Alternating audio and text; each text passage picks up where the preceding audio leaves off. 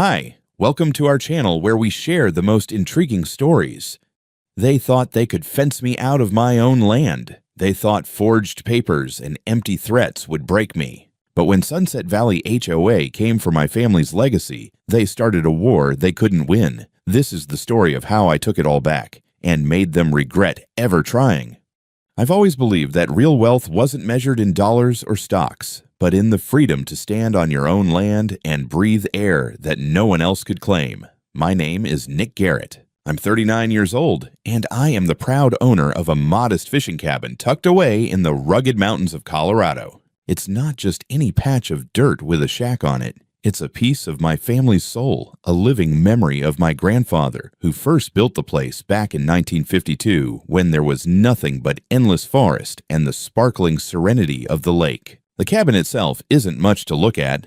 Rough-hewn logs, a creaky dock stretching out over the water, a rusted tin chimney that smokes like an old man's pipe when the wood stove's burning. But every beam, every nail, every stone in the fire pit tells a story. It's a sanctuary passed down through generations, a place untouched by the creeping hand of development. Officially, the land was recorded long ago as private property, free from any homeowners association or municipal covenants. No rules about lawn heights, paint colors, or who could fish from my dock. Just pure, simple ownership the way it was meant to be, or at least, it used to be. About 2 years ago, a new development started sprouting up a mile down the lake. A sparkling new subdivision called Sunset Valley. It boasted polished sidewalks, sterile rows of identical beige houses, and, of course, an enthusiastic homeowners association eager to micromanage every blade of grass. I didn't think much of it at first. Let them have their gated dreams in uniformity. I had my cabin, my forest, and my freedom.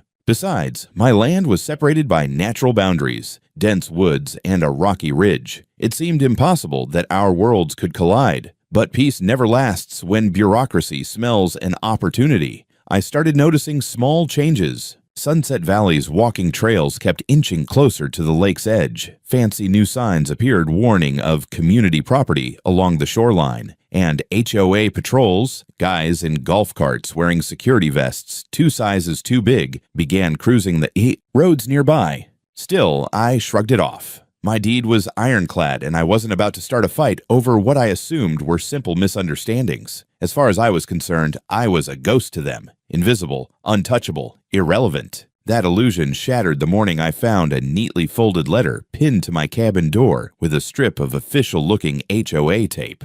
No greeting, no introduction, just an aggressive demand that all shoreline structures were now under the oversight of Sunset Valley HOA for the safety and aesthetic uniformity of the community. They required 2 sets of keys to my cabin, one for their administrative office and another for their private security team. The absurdity was almost laughable. I wasn't a part of their community. I didn't pay their dues. I didn't sign a single damn paper tying me to their empire of fake smiles and passive-aggressive newsletters. For a moment, standing there with the letter flapping in the crisp mountain wind, I actually chuckled. They must have made a mistake. Maybe some overeager intern filed the wrong paperwork.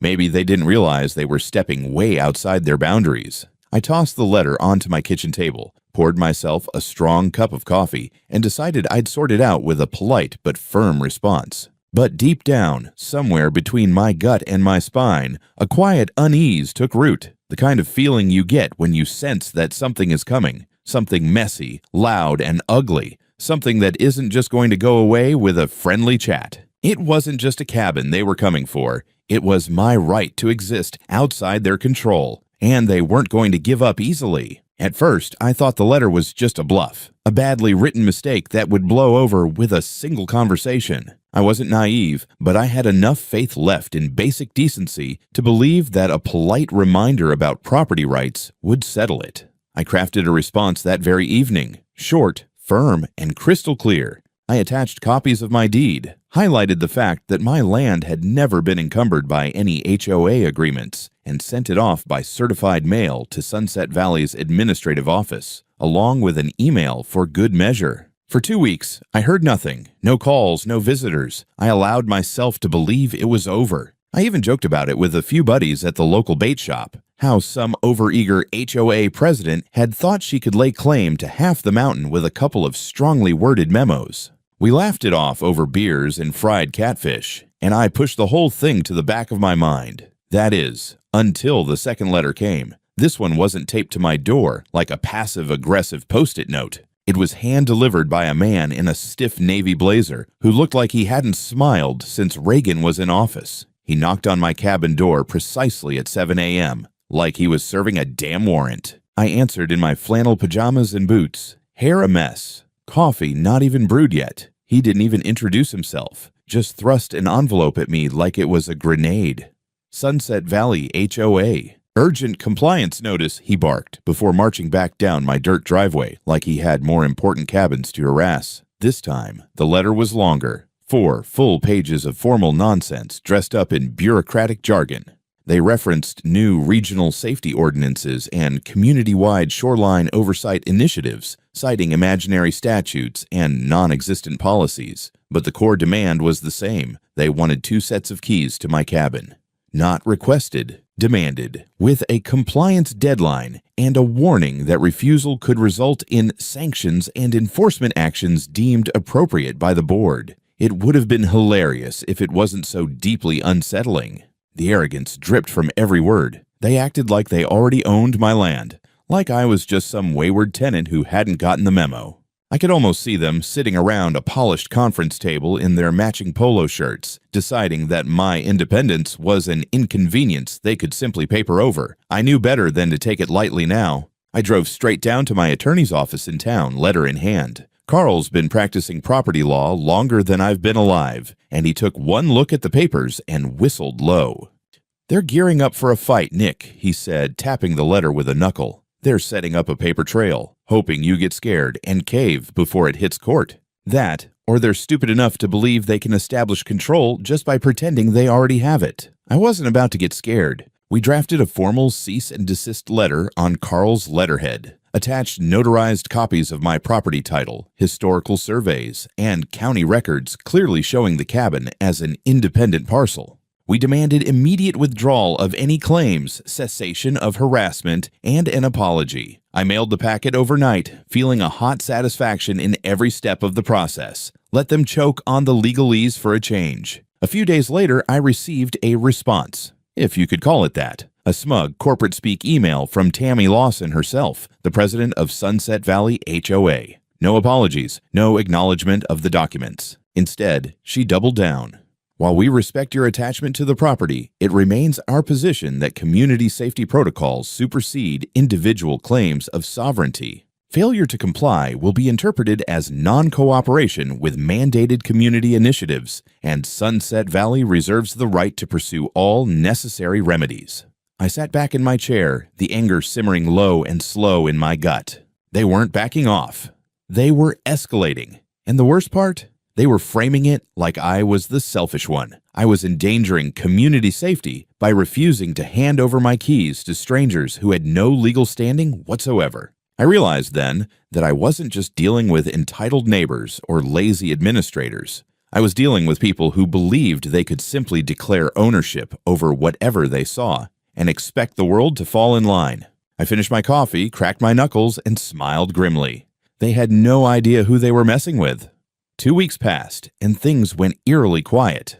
No letters, no emails, no men in navy blazers. For a moment, I allowed myself to believe that maybe, just maybe, the HOA had finally realized they were barking up the wrong tree. I even started planning a weekend getaway to the cabin, imagining long evenings fishing off the dock, sipping whiskey by the fire, and listening to the loons call across the water. I packed up early Friday morning, tossed my gear in the truck, and made the winding 2-hour drive into the mountains. As I turned onto the dirt path leading toward my property, the first thing that struck me was the absence of my usual view. There was something new blocking the tree line ahead, something metallic, cold, and out of place. A fence. A massive, gleaming metal fence wrapped entirely around my cabin, stretching down toward the lakeshore like some dystopian prison barrier. Fresh concrete footings, barbed wire coils at the corners, and bright red signs plastered every 10 feet.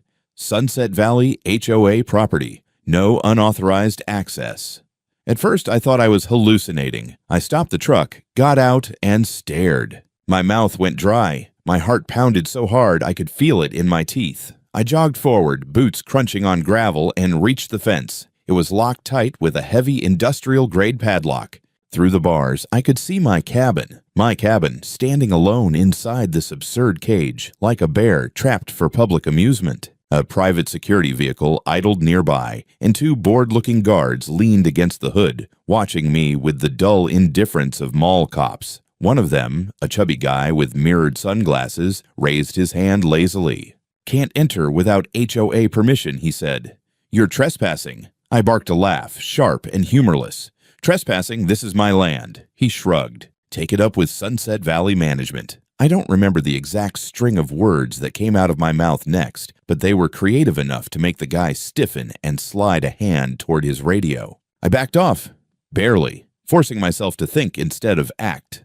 I had to be smart, had to be surgical. I got back into my truck, drove a little way down the road to get out of sight, and called the sheriff's office. When Deputy Morales arrived 20 minutes later, I could practically feel the tension radiating off him as he looked over the scene. He was a good man. I'd met him before at the local diner, and it was obvious he didn't like what he was seeing. "You're telling me this is your land?" he asked, flipping through my deed and maps that I kept in the glove compartment. "Been in my family 70 years, I said. "Clear title, no liens, no encumbrances, no HOA. He whistled low under his breath and pulled out his body cam.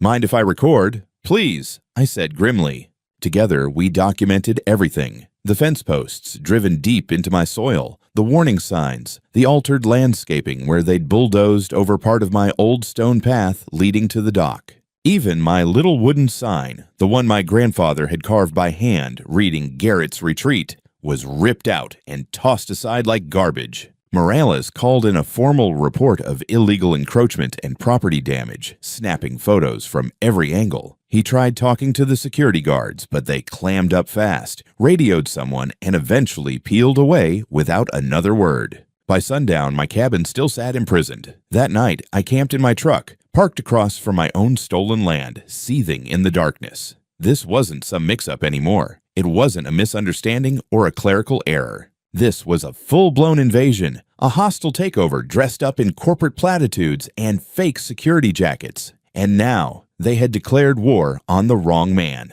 The very next morning, just as the first golden rays of sunlight spilled over the ridge, I heard the unmistakable crunch of tires on gravel.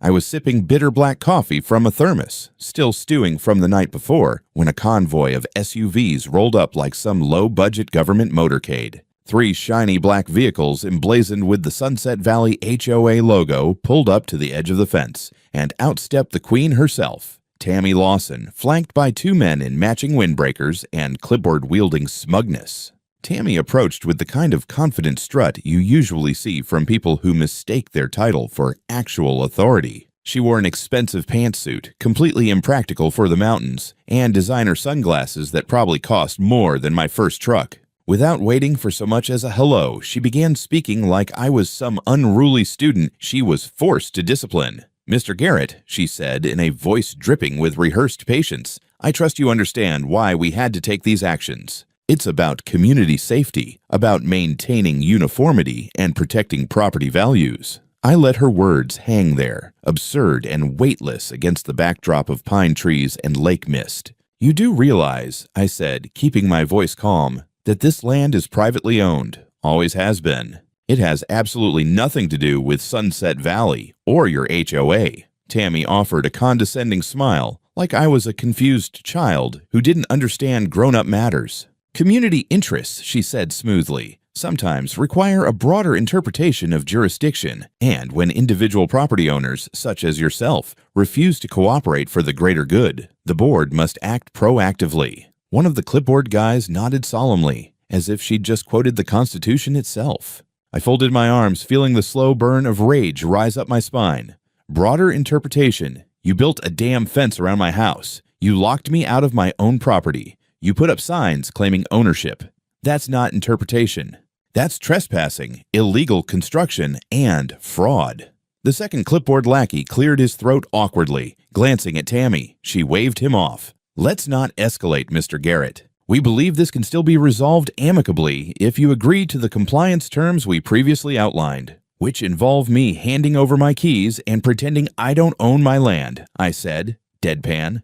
"Yeah, not happening." For a moment, the professional mask slipped, Tammy's jaw tightened, and her eyes flashed with something far less polished, pure, naked irritation. "You're being extremely selfish," she hissed, her voice no longer sweet. "This isn't just about you. Your refusal jeopardizes the integrity of the entire lakeside community. Children use that shoreline. Families depend on regulated access to ensure—" I cut her off with a short, sharp laugh. "No. What jeopardizes the community is people like you, who think community means bulldozing over anyone who doesn't fall into line." For a second, no one spoke. The wind rustled through the pines. Somewhere out on the lake, a loon let out a mournful call. Tammy straightened her blazer, regaining her composure. "Then you leave us no choice." She turned sharply, signaling to her entourage, and the three of them retreated to their SUVs with military precision. As they pulled away, I caught a glimpse of Tammy through her window, glaring at me with an intensity that sent a chill down my spine. I knew that look. They weren't backing down. They were planning something bigger, something dirtier. And the next time, they wouldn't just bring fences, they'd bring lawyers and lies. I didn't have to wait long to see what Tammy's no-choice threat meant. Barely a week after our standoff at the fence, I was served at work. Right there, in front of my coworkers and my boss, by a process server who shoved a thick envelope into my hands like it was a time bomb. Inside was exactly what I expected. Sunset Valley HOA was suing me. The lawsuit accused me of unauthorized occupation of community property, intentional obstruction of HOA initiatives, and, unbelievably, public endangerment by negligent maintenance of shoreline facilities. They demanded immediate forfeiture of the cabin, full turnover of all keys, and financial damages for community disruption. I should have been furious, and I was, but mostly I was stunned by how brazen they had become. This wasn't even just harassment anymore. This was outright fabrication. It didn't stop there. Attached to the lawsuit was a set of maps showing that my land had supposedly been incorporated into Sunset Valley's boundaries through an amended plat filed with the county. The date on the document? Less than 6 months ago. And the signature authorizing the adjustment? A scribble that barely resembled mine stuck awkwardly on the bottom of the page. They had actually forged my consent. I almost laughed out loud when I saw it. The signature was so obviously fake, it looked like a child had tried to copy my name from a coffee receipt. Still, forged or not, this was serious. HOA wasn't just bullying anymore. They were playing dirty, trying to use the system itself against me. I got on the phone with Carl, my attorney, and by the time I finished explaining everything, he was swearing a blue streak loud enough to set off his office's voice-activated assistant. "They're out of their damn minds," he growled. "But if they think they can win by stacking lies on top of more lies, they've got another thing coming." We wasted no time. Carl filed a counterclaim accusing Sunset Valley of fraud, trespassing, slander of title, and unlawful encroachment. We demanded full restoration of my land, punitive damages, and public correction of the fraudulent filings. The next few days turned into a whirlwind of activity. Surveyors were called. Title experts were brought in.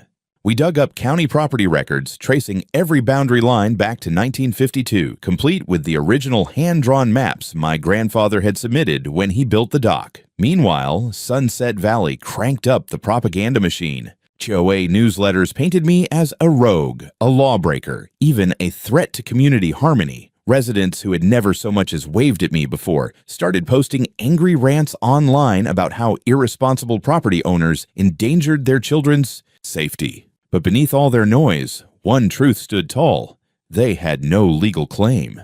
No matter how many lies they told, the facts, cold, stubborn, and written into the very soil of this land, were on my side, and I intended to bury them with it. The courtroom felt cold the morning of the hearing, the air thick with that electric tension you get right before a summer thunderstorm. I sat there at the plaintiff's table, my hands steady, my back straight, feeling every ounce of the weight they'd tried to crush me with, and every ounce of the defiance that had brought me here. Across the room sat Tammy Lawson and her army of HOA board members, all dressed in identical suits, like they were attending a funeral they didn't realize was their own. Tammy barely met my gaze. For the first time since this entire circus started, the smugness was gone from her face, replaced by a tight, nervous rigidity. When the judge, a stern woman with a sharp eye for nonsense, entered, you could practically feel Sunset Valley's collective backbone turn to jelly. Carl opened with a hammer-blow argument, methodically laying out the timeline of harassment,